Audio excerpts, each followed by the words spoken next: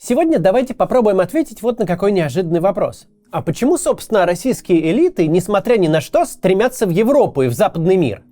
Мир, в котором всех этих милых людей обложили запретами с головы до пят.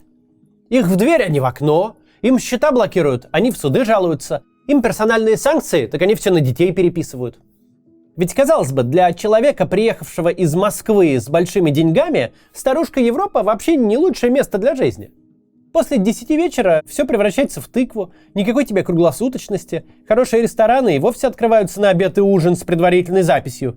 Никаких тебе доставок, хоть стиральной машины, хоть промышленного генератора через 30 минут после клика в приложении. В бытовом отношении Европа с ее сложным трудовым законодательством, всякими социальными гарантиями, устоявшимися традициями, которые упрощают жизнь далеко не всегда, место не то чтобы первого выбора для таких людей. Ладно, даже если не брать Китай, специфическое место для жизни, но тот же Ближний Восток, например, с его нефтяными монархиями, которые позиционируют себя как место, где люди с очень большими деньгами могут очень хорошо эти деньги тратить. Чего же у вас свет клином на этой Европе сошелся? Нафига тебе эта вилла на озере Комо, где вечером и бутылку воды без особых усилий не достанешь? Когда есть самые роскошные в мире дворцы и небоскребы с круглосуточным сервисом. Ну так ведь? Так да не так. На самом деле, вопреки тому, что думают постсоветские люди, западный мир выбирают не ради комфорта. У стран этого мира есть то ключевое преимущество, которым в ближайшее время не смогут похвастаться никакой Дубай и никакой Катар.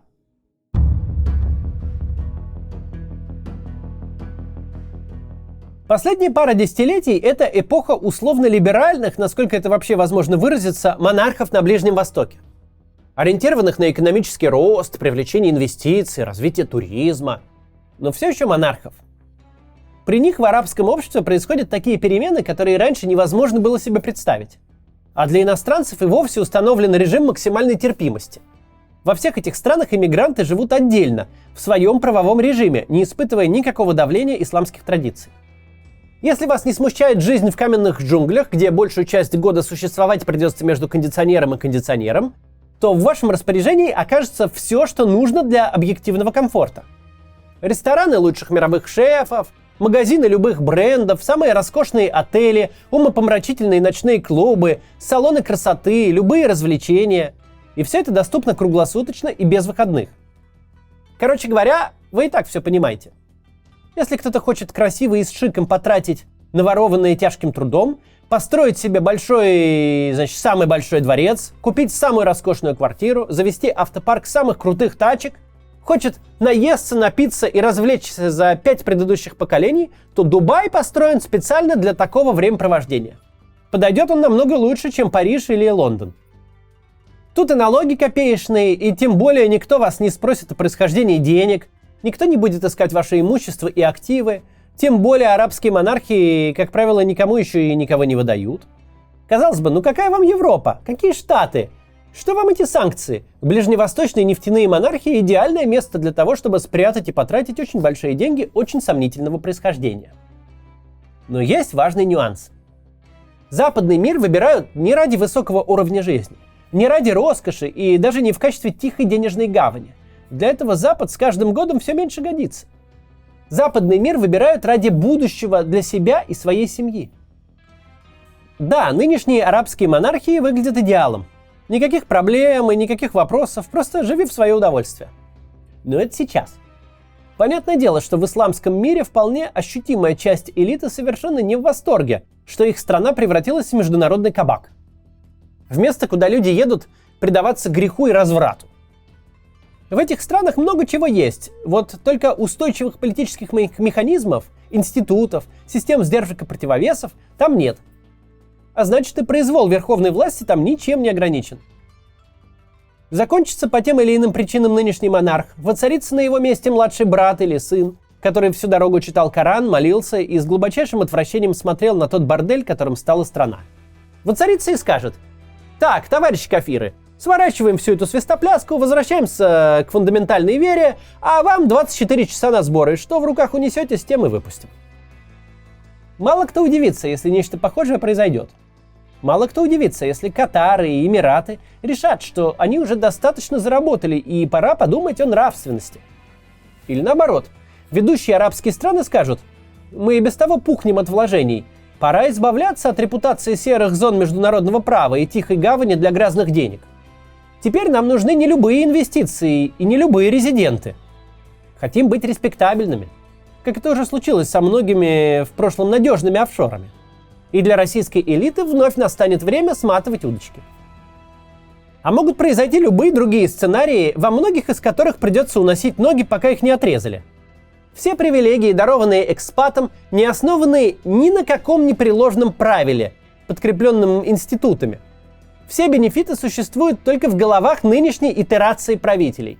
Сменится итерация, сменится настроение правителей, и все. Апеллировать будет не к кому.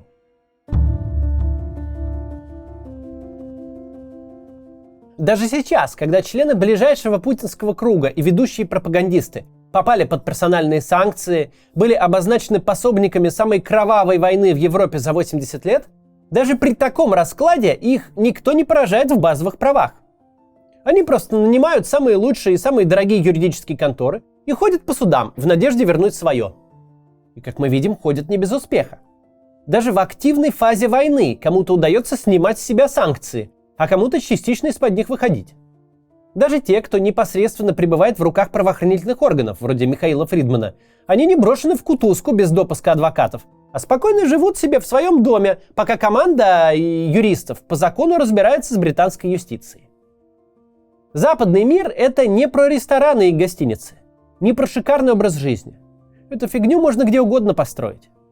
Западный мир — это не про сферу услуг и не про возможность съесть стейк вагю, доставленный самолетом из Японии в 3:30 утра. Западный мир — это про предсказуемость. Это про то, что завтра правила не обернутся вдруг своей противоположностью. Западный мир — это место, где можно распланировать свою пенсию, где можно организовать будущее своим детям. Это место, где можно строить планы на десятилетия.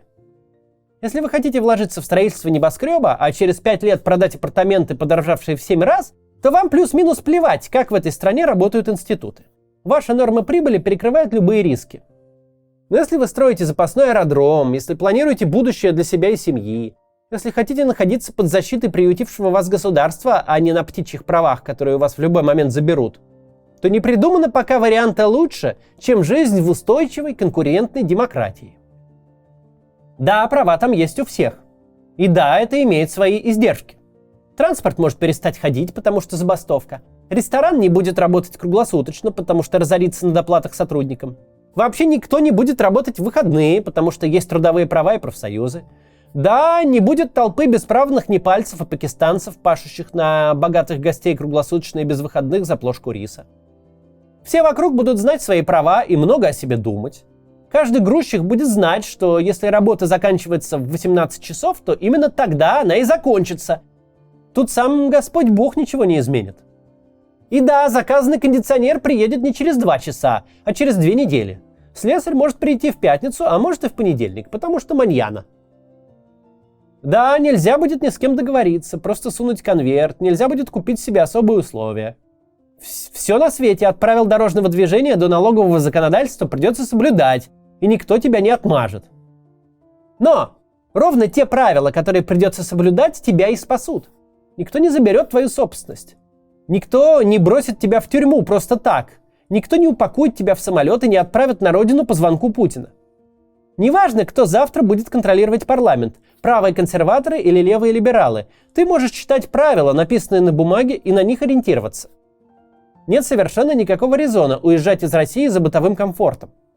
Времена, когда наши граждане воспринимали Запад как один большой супермаркет, прошли. Мы пользуемся преимуществами страны второго мира, пользуемся преимуществами дешевого труда. Для тех, у кого есть деньги, Москва объективно один из лучших городов для жизни. Кто-то строит себе запасные аэродромы, потому что в России непредсказуемое правительство, потому что здесь каждый день приносят новые риски, потому что постоянно меняется законодательство. Потому что начальство в любой момент может выкинуть непредсказуемый фортель, начать войну снаружи страны или волну репрессий внутри. Потому что в России нет адекватной судебной системы, потому что не к кому и не к чему апеллировать, некому жаловаться. В этом смысле менять Москву на Дубай нет никакого резона. Потому что получаешь ты все те же проблемы автократии с специфическим климатом и непонятными традициями в придачу. В этом-то и есть самое неприятное для российской элиты. Вот поэтому они так активно долбятся в двери западного мира. Западный мир им никто не заменит. Для защиты собственного будущего, для защиты детей, для защиты собственности и капиталов нужна демократия, нужны независимые суды, нужно стабильное законодательство. Короче говоря, нужно все то, что в России они сознательно выжигали. Все то, за что они считают западные страны враждебными. Все то, что есть только у тех, кто сейчас поддерживает Украину и вводит против них санкции. На коррупции и произволе можно зарабатывать. При коррупции и произволе можно очень хорошо и богато жить. Но на коррупцию и произвол нельзя поставить свое будущее. Ведь они могут обернуться против тебя в любой момент. Российская элита выводит активы из страны, чтобы от этого обезопаситься. Нет никакого смысла выводить их в точно такую же юрисдикцию, но без сохранения статуса элиты. Туда, где гораздо больше шансов грести от коррупции и произвола. Надо сказать, что тут есть плохая новость не только для российской элиты, но и для нас с вами. Сложно представить, какой могла бы быть наша страна, если бы мы сложили все преимущества. Весь этот потрясающий цветущий рынок услуг, IT и человеческий капитал, что почти все с высшим образованием и инженеры, с тем, что достигается только политической конкуренции с устойчивыми институтами. Представьте себе страну, где есть все сразу. И Дубай, быстро растущая экономика, в которую стремятся вложиться все, потому что инвестиции оправдывают себя моментально. Где бытовой комфорт доведен до абсолюта. Где вам хоть турбину от самолета на 30-й этаж ночью привезут. И есть то, из-за чего люди выбирают Запад. Все деньги и личные права, которые существуют в этой юрисдикции, защищены со всех сторон. Во-первых, законом, который не меняется по прихоти. Во-вторых, судом, на который никто не может надавить. Какие инвестиции со всего света мы могли бы в таком случае привлечь? Какого уровня жизни мы могли бы достичь, не имея всех издержек Ближнего Востока и большинства издержек Старой Европы? Какой была бы Россия, если бы мы просто копировали лучшие практики со всего мира? Есть, конечно, некоторая доля справедливости в том, что люди, которые строительство институтов в России предпочли заработок на их отсутствии, наконец-то все поняли. Поняли, что закон, суд и защиту прав нельзя аутсорсить, что никто их больше нигде не ждет, что им придется жить в последствиях своих действий. Вот только России и ее будущему от этого не легче. Сегодня, перед тем, как закончить, у меня небольшой к вам рассказ о том, чем я в последнее время занимаюсь, кроме роликов ежедневных. Если вы подписаны на Twitter, вы, возможно, видели, что я начал ездить по всяким мероприятиям, где общается российская оппозиция. Был в Берлине на большом собрании, которое устраивал Михаил Ходорковский. В Париже, где устраивал собрание Дмитрий Гудков.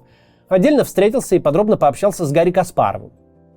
Должен сказать, что общение идет очень конструктивно. Я вижу, что эти люди настроены попытаться представлять в западных странах тех россиян, которые против войны и которые застряли совсем в мире без представительства. Ну, ясно, что российскому государству они совсем не свои, ну и другим странам они тоже чужие. Процесс, который идет, мне нравится. Буду вам иногда о нем рассказывать. Мы там пообщались о том, кто и чем занимается, и я теперь хочу создать несколько рабочих групп, наших.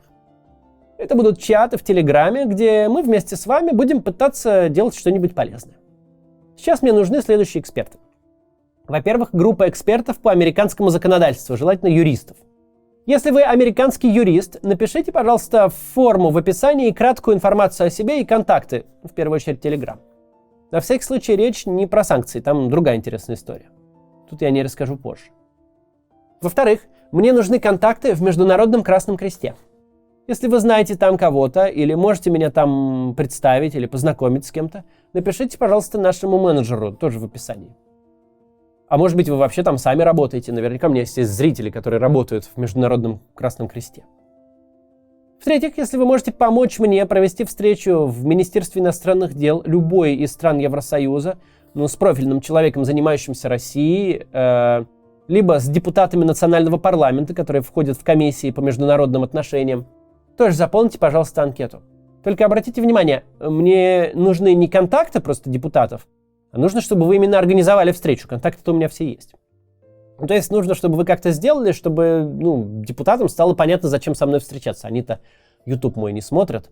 Понимаю, что большинство из вас не может такого. Но я знаю, что у меня есть зрители, которые работают и в аппаратах парламентов, и много где. Вот вы-то мне сейчас и нужны. Вот такие 3 вещи. американские юристы, Международный Красный Крест и национальные правительства европейских стран.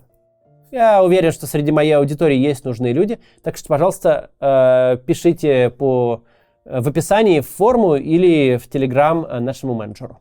Ну все, теперь до завтра.